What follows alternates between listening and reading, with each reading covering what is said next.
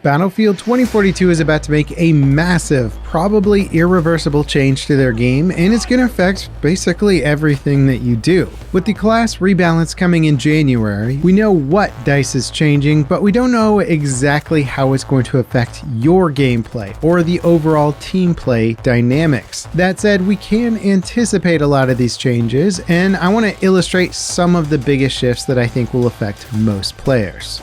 Now, without question, one of the biggest changes that'll affect my gameplay will be the restriction of ammo crates to the support classes. Falk, Angel, and Irish will be the only classes able to distribute med crates and ammo. So if you previously enjoyed grabbing McKay, a sniper rifle, and an ammo box, and finding some weird little area of the map to camp out at with unlimited ammo, well, that's not really going to be an option anymore. At least, not without teammates bringing you ammo. In general, players are going to have to rely a lot more on teammates for getting their health and ammo.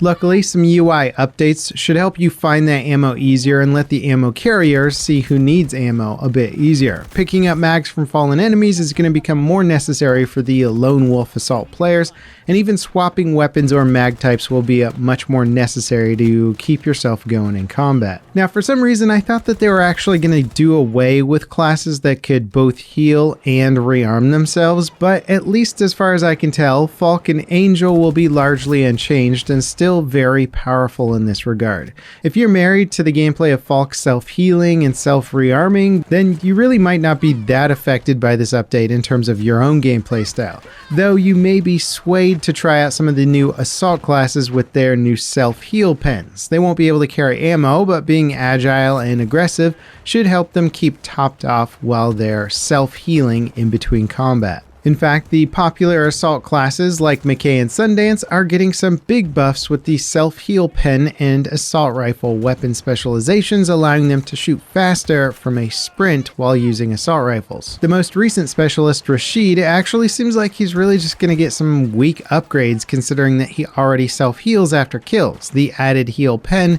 isn't really going to be a huge upgrade other than he'll be able to heal without having to actually get that kill. Now, the recon classes will be Pike, Casper, and Rao, plus the last new specialist coming in Season 4.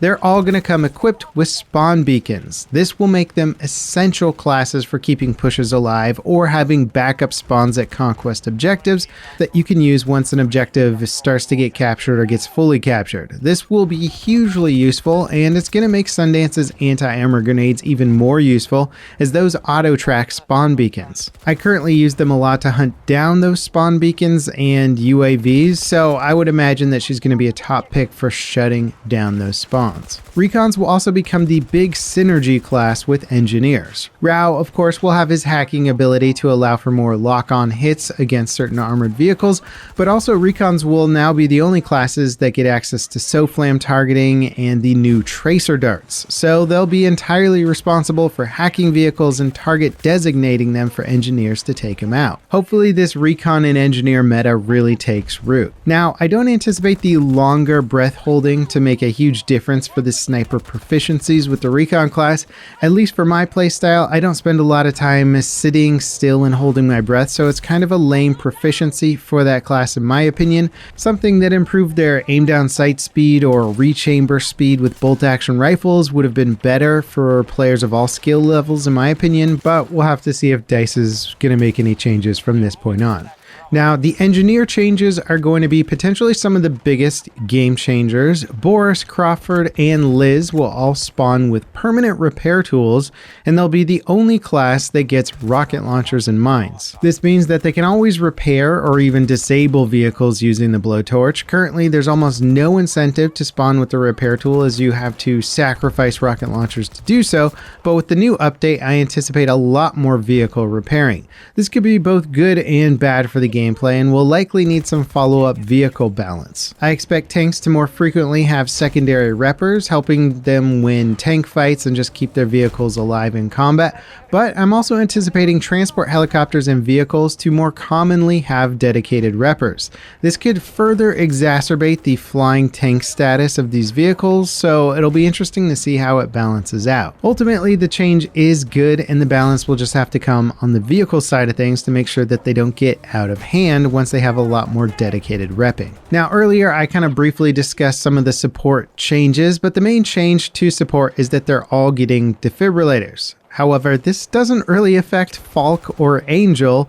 as they already have them. So Irish, who is getting pushed into the support class, is getting an additional ability on top of his trophy system. Basically, support is mostly just an Irish buff. The LMG ammo boost and bipod boost for the weapon proficiency seems kind of meh in my opinion. The odds that you're going to run through all your LMG ammo before dying are kind of unlikely, not to mention you're going to be playing the support class capable of dispensing ammo. So having that class get a boost to the amount of ammo they can carry just seems sort of redundant. Improved LMG recoil or hipfire accuracy with LMGs would have been cooler in my opinion, but again, I'm not sure DICE is willing to pivot at this point. Supports are also getting access to the new claymores. I'm actually surprised that DICE is adding claymores at this stage of the game. I think it's going to create a lot of just annoying zipline situations where zipping up to a tall tower will just get you insta-killed by a device that you couldn't see or even anticipate on the approach. I kind of wish they would reconsider their stance on claymores. Now there's plenty of other new gadgets coming into the game. The tugs that they're adding is basically like a permanent radar grenade, so it'll be best for campers or to set up defensively on breakthrough modes to see if players are going to try and flank you. The tracer dart gun could be a very useful new gadget for anyone who hasn't used these. They were added way back with Bad Company 2, and they basically shoot a little dart out that attaches itself to a vehicle and allows non-lock-on missiles to lock on and acquire a vehicle. And I believe its locks are also immune to countermeasures, so we'll have to see if that's still the case. Now the FGM-148 Javelin will be interesting to see. I've personally really not enjoyed the base rocket launcher for 2042. It has slow projectile velocity and clunky reloads. A new rocket launcher is certainly welcome, though this one is dependent on lock-on. So tank drivers are going to have to be more adept with countermeasures, but they are getting their new active protection system, so I think vehicle users are going to have plenty of counters to deal with the Javelin. As for the EOD bot, it's probably just going to be more of a gimmicky meme weapon, as that's really what it was in past Battlefield games, so I don't anticipate it really changing up gameplay much. Overall, there's a lot of change coming through just simply the new gadgets themselves, and then also the gadget restrictions. I think the limitation of ammo and meds to the support class and the always active repair tools for the engineers will be two of the biggest impacts on gameplay. There's probably going to be a bit less ammo distribution, or at least the fast aggressive classes will likely find themselves further away from the supply lines than they used to be. I hope we start to see more of that recon engineer synergy, but it's hard to predict how these things are actually going to play out. I'm excited to test out McKay and Sundance with their new med pens and fast ADS times with assault rifles.